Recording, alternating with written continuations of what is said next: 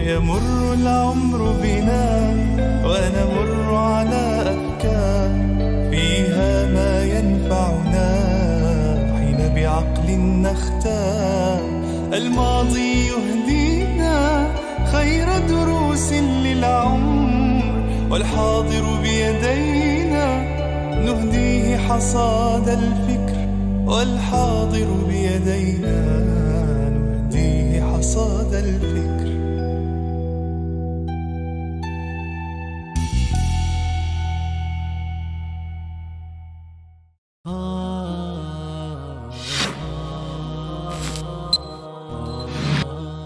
Meşhur davetçi Doktor Tarık Süveydan'ın Tefekkür Cevherleri namlı programmasını huzurunuzda sunumuz.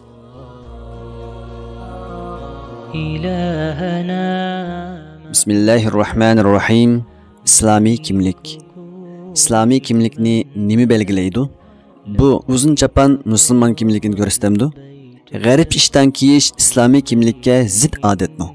Garipçi tamaklarını yaktırış ve garipnin tayyor tamaklarını yiyiş İslami kimlikке karşı mı? Garipçi nakşlarını yaxşı gördüğün yaşlar, Arap dilini bilmeydiğin kişi yoki İslam tarixini bilmeydiğin insan İslam kimligiga xiloflik qilgan bo'lamdi. Bu masalalardagi aniq o'lcham nima? Bir kishini qachon islomiy kimlikka xiloflik qildi deyishga bo'ladi? Qachon islomiy kimlikni saqlab qoldi desak bo'ladi? Bular aydınlaştırışqa tegishli intayin muhim masala bo'lib, tuvanda bu haqda qisqacha tushuncha berildi. Al-haviyya kimlik. Bu haviyya so'zi arab tilida bir narsaning o'z aynini ko'rsatib berish demak. Ammo islomiy atalg'uda bo'lsa, shaxs yoki jamiyatni boshqa shaxs yoki boshqa jamiyatdan ayirib turadigan belgi va qimmat qarashlar kimlik deb ataldi. Alloh Qur'oni Karimda mundaq deydi: Subhanalloh. Allah talab qilgan kimlikni, dinni ching tutinglar. Allah musulmonning sifatlanishini iroda qilgan kimlik musulmonning kimligi bo'ladi. Va man ahsanu minallohi sibgha. Kimning kimligi Allah belgilab bergan kimlikdan yaxshi? Musulmonning kimligini Allah belgilab berdi. Musulmondan talab qilindigini shu kimlik bilan sifatlanish. Kimlik intayin muhim asosiy masala bo'lgan ekan, undaqda shu kimlikni qanday ayiramiz? Biz kimlikni shakllantiruvchi omillar bilan kimlikning ko'rinishlarining farqini ayirib olishimiz kerak. Buni ayirib olganda masala oydinlashadi. Din, qimmat qarash, tafakkur, millat, jug'rofiya, til, biz tava bo'lgan madaniyat, tarix, o'rtaq bo'lgan siyosiy, ijtimoiy va iqtisodiy ishlar, hatto o'rtaq qayg'u-hasratlarning hammasi kimlikni shakllantiruvchi omillardir. Misrlik dindor bo'lgan bir musulmon arab yoshining kimligini solishtiradigan bo'lsak, u yosh boshqa yoshlar bilan yoshlik degan kimlikda o'xshash. Misrliklar bilan misrlik degan kimlikda o'xshash. Arablar bilan arab degan kimlikda o'xshash. Musulmonlar bilan musulmonlik degan kimlikda o'xshash. Dindorlar bilan dindorlik degan kimlikda o'rtaq. Kimlikni shakllantiruvchi farqli omillar mavjud, ammo ularning har biri bir kimlikka tava bo'ladi. Kimlikning ko'p bo'lishi insonga xususiy kimlikni ato qiladi. Amerikalik bay, millatchi, Yahudi qissastisi bir yoshni solishtiradigan bo'lsak, u yosh mushu sifatlarga ega kishilar bilan o'rtaq kimlikka ega bo'ladi. Bular u kishilarning o'rtaq kimligi bo'ladi.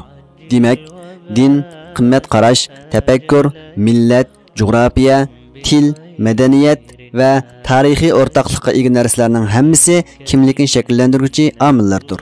Ammo kimlikning ko'rinishlari bo'lsa, kiyim-kechak, yemak-ichmak, san'at, adab-axloq, uy imorat, kasbiy atalg'ularning qo'llanilishi, ijtimoiy urf-odatlarning hammasi kimlikning ko'rinishlaridir.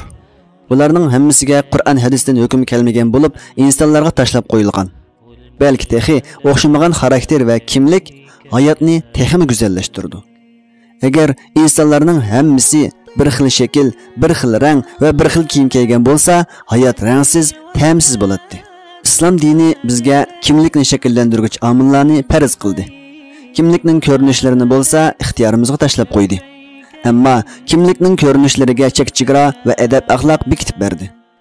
Musulmonning kimligini Qur'oni Karim, payg'ambar axloqi, muomalasi, shariat ahkomlari, adolat, mehr-shafqat degandek birlik qilingan o'rtaq insoniy sifatlar, sog'lom aqida qatorliqlar asos qiladi.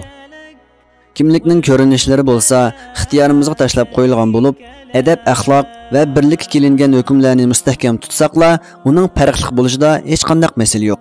Demak, kimlikni shakllantiruvchi omillar bilan kimlikning ko'rinishlarining orasini ayirib olib, kimlikni shakllantiruvchi omillarni mustahkam tutishimiz kerak. Kimlikning ko'rinishlari bilan islom axloqi ishida xohlagancha zinnatlanishga bo'ladi.